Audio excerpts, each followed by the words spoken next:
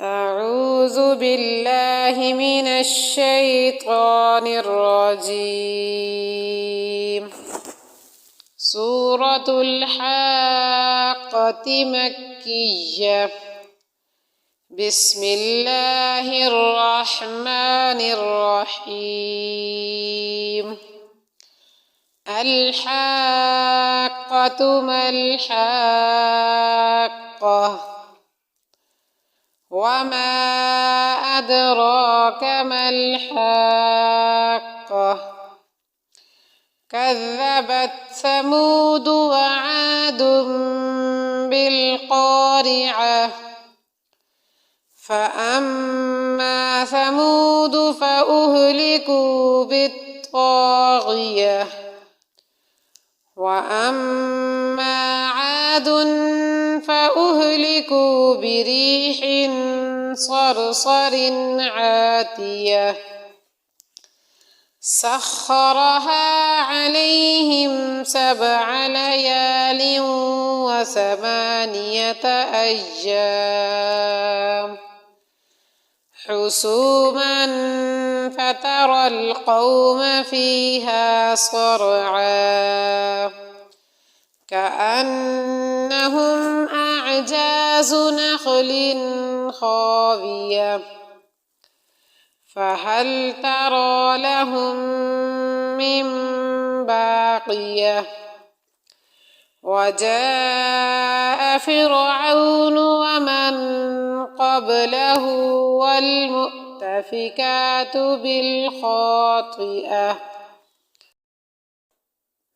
فعصوا رسول ربهم فأخذهم أخذة رابية إنا لما طغى الماء حملناكم في الجارية لنجعلها لكم تذكرة وتعيها أذن واعية فإذا نفخ في الصور نفخة واحدة وحملت الأرض والجبال فدكتا دكة واحدة فيومئذ وقعت الواقعة وانشقت السماء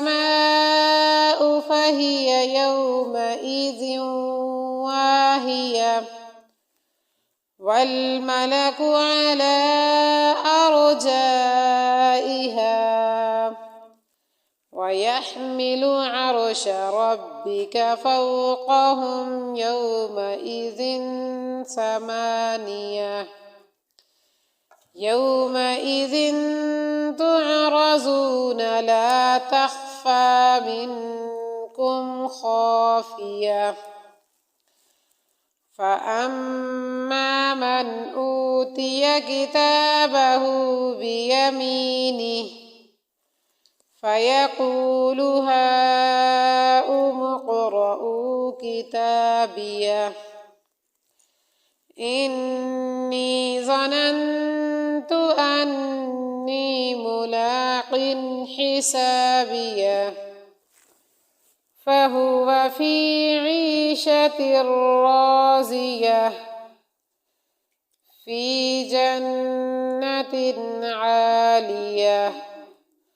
قطوفها دانية كلوا واشربوا هنيئا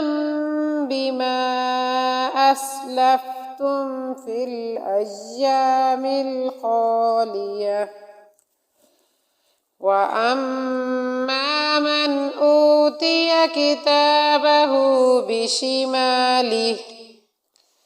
فيقول يا ليتني لم أوت كتابيه ولم أدر ما حسابيه يا ليتها كانت القاضية ما أغنى عني هلك عني سلطانيه خذوه فغلوه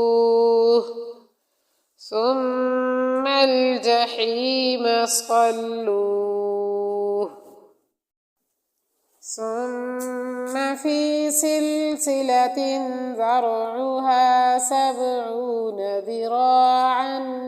فاسلكوه إنه كان لا يؤمن بالله العظيم ولا يحض على طعام المسكين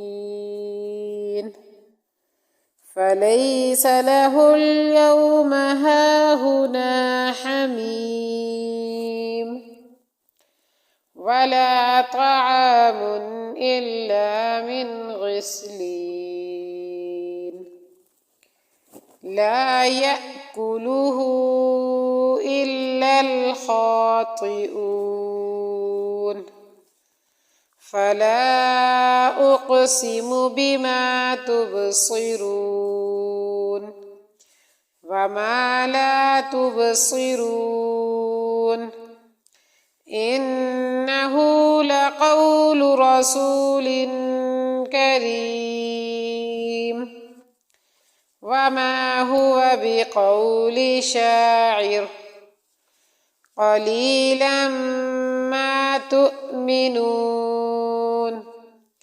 ولا بقول كاهن قليلا ما تذكرون تنزيل من رب العالمين ولو تقبل علينا بعض الأقاويل لأخذنا منه باليمين ثم لقطعنا منه الوتين فما منكم من أحد عنه حاجزين وإنه لتذكرة للمتقين وإنا لنعلم أن منكم مكذبين وإنه لحسرة على الكافرين وإنه لحق اليقين فسبح باسم ربك العظيم